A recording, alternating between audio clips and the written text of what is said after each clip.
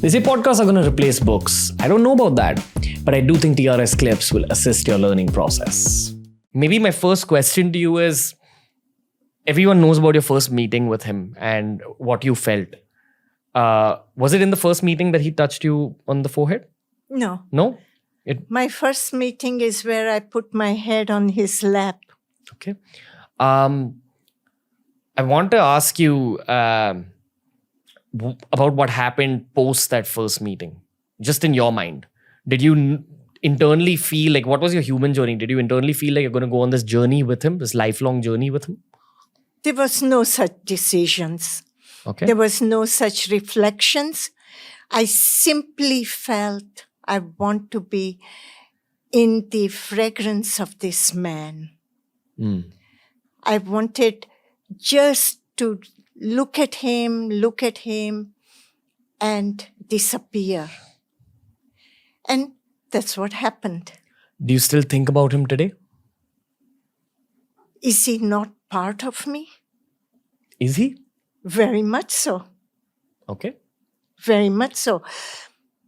If he was not part of me, I would not be able to speak about him. Okay.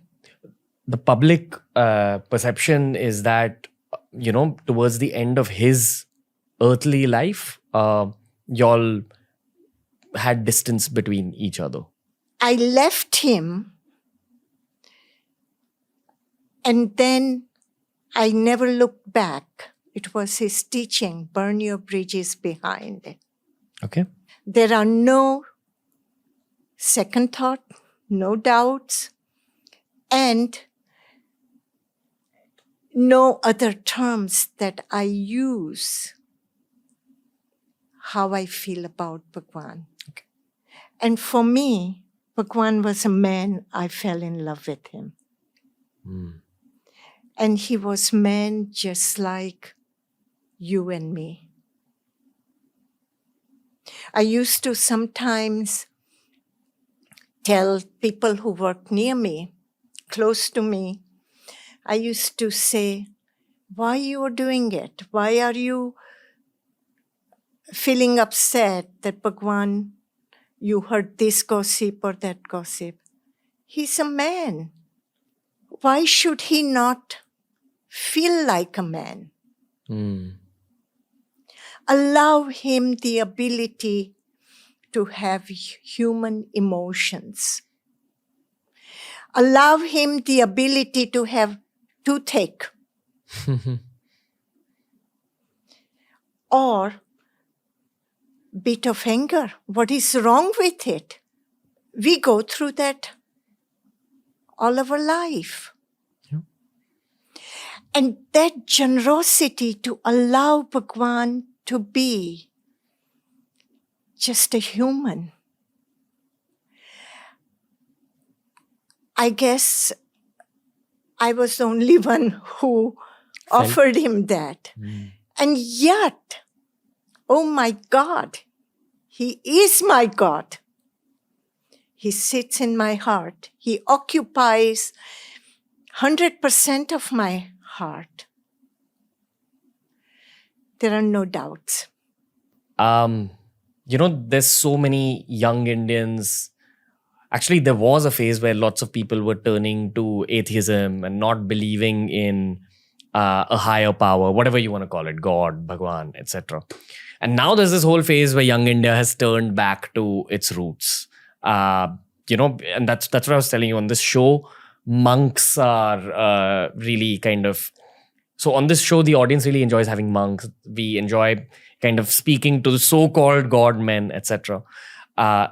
Since you spent so much time with Osho, if you had to introduce, say, a youth of the world, not just India, to 3 of his key teachings, I know, and there's countless teachings, but if there was like 3 most important ones for you, what would you like to share with the world? If you had to introduce people to Osho. Be yourself. Okay. Don't imitate. Find your own true basic values. Those are your 3 3. Okay.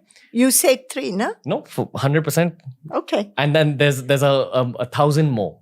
That's what I sense. Million more. Million more.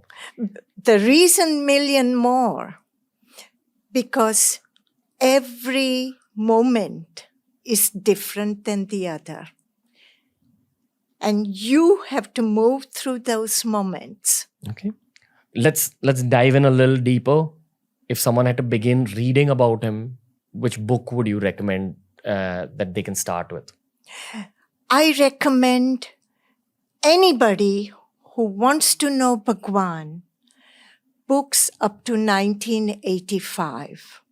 So when he began in 1968 to 1985, because these books are not altered, his word. It is important that during these times, all his editing of the books were done just for punctuation. They were not, the words were not changed. Even if grammatically something was said differently, they were not changed. That was Bhagwan's instructions to us all. After I left, they have started cutting up Bhagwan's word to promote and make more money or whatever the reason. How do you look at the Rajneesh organization now? I don't look at it because I have nothing to do with it. But you think they've altered the original teachings? It is obvious. Okay. Have you visited the Pune ashram at all? No, I drove through once in 2019. And what did you feel? Nothing. What do you feel from a black wall? You feel nothing. You just ignore it and move forward. That's not Bhagwan for you. Like, it's not a true representation. That is not the Pune ashram that we created and we lived in it so proudly. It's not the place. Okay. Thanks for watching. Make sure you check out the entire episode and also check out this playlist that we've curated just for you.